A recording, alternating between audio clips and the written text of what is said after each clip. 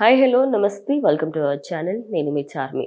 Social మీడియాలో నోటికొచ్చింది మాట్లాడినా, నోటికొచ్చిన post, చేతికి అందిన పోస్ట్ పెట్టినా ఖచ్చితంగా మేమైతే యాక్షన్స్ తీసుకుంటాం.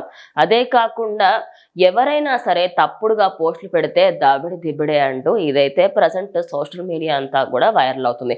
అదేంటి సోషల్ మీడియాకి సంబంధించి ఏ పోస్టుకి సంబంధించి మాట్లాడుతున్నాను అనుకుంటున్నారా?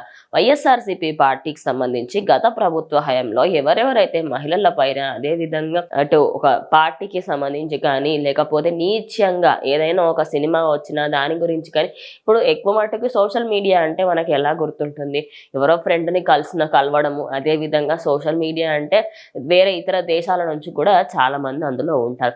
వాళ్ళకి సంబంధించిన లైఫ్లో ఎలా ఉంది ఏంటనేది తెలుసుకోవడానికి, కొత్త ఫ్రెండ్స్ని పరిచయం చేసుకోవడానికి వీటన్నిటికీ యూజ్ చేస్తాము ఒకానొక టైంలో.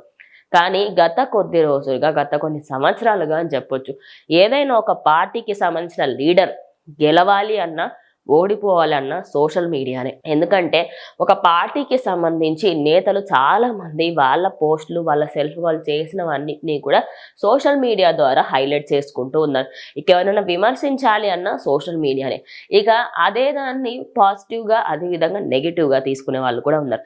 ఇక నెగిటివ్గా అంటే ఒక పార్టీకి సంబంధించి కానీ లేకపోతే మహిళలకు సంబంధించి కానీ వాళ్ళ వ్యక్తిగత జీవితాన్ని, అదే విధంగా ప్రొఫెషనల్ లైఫ్ని ప్రతి ఒక్కదాన్ని కూడా తప్పుడుగా చూపించడం, అదేవిధంగా తప్పుడుగా చెప్పడం.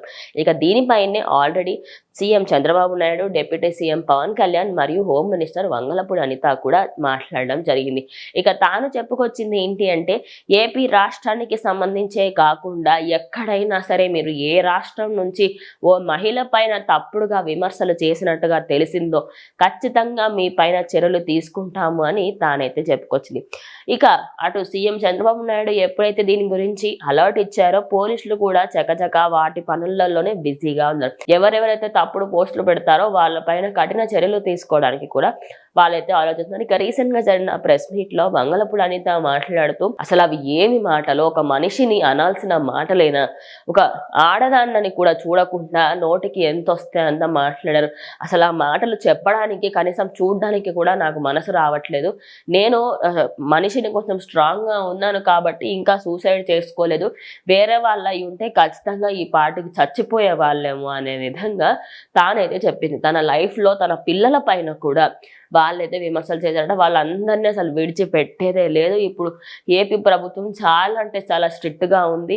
ఈ సోషల్ మీడియా వల్ల చాలా మట్టుకి నేరాలే ఎక్కువ జరుగుతున్నాయి తప్పించి ఎవరికి కూడా పాజిటివ్ అయితే లేదు. కాబట్టి ఖచ్చితంగా వీటిపైన మేము చర్యలు తీసుకుంటాము. ఇప్పటి నుంచి సోషల్ మీడియాని వాడే ముందు, ఏదైనా పోస్ట్ పెట్టే ముందు, ఏదైనా పార్టీ గురించి మాట్లాడే ముందు ఆచితూచి ఖచ్చితంగా మీరు ఆ పోస్ట్ పెట్టిన తర్వాత కాన్సిక్వెన్సెస్ ఫేస్ అవ్వగలుగుతాము అంటేనే ఆ పోస్ట్ పెట్టండి. లేకపోతే 110% మీరు ఆ పోస్ట్ పెట్టకపోవడమే బెటర్. అండ్ మెయిన్లీ ఒక అమ్మాయి విషయంలో, అదే విధంగా రాజకీయ పార్టీ విషయాలలో తప్పుడుగా మాట్లాడేదానికి అసలు ఆలోచించకండి. మెయిన్లీ ట్రోలర్స్కి ఇది ఎక్కువగా దగ్గర అవుతుంది అనుకోవచ్చు. ఎందుకంటే ట్రోలర్స్ వల్లనే ఎక్కువ మట్టుకి వాళ్ళు ఇన్స్టాగ్రామ్లో ఏదైనా ఒక పోస్ట్ పెట్టి దాని కింద ఒక కమెంట్ పెట్టడము, దాన్ని ఎక్కువ మట్టుకి బ్యాడ్గా తీసుకెళ్ళడం, ఇవన్నీ ట్రోలర్స్కి ఎక్కువగా కనెక్ట్ అవుతాయి.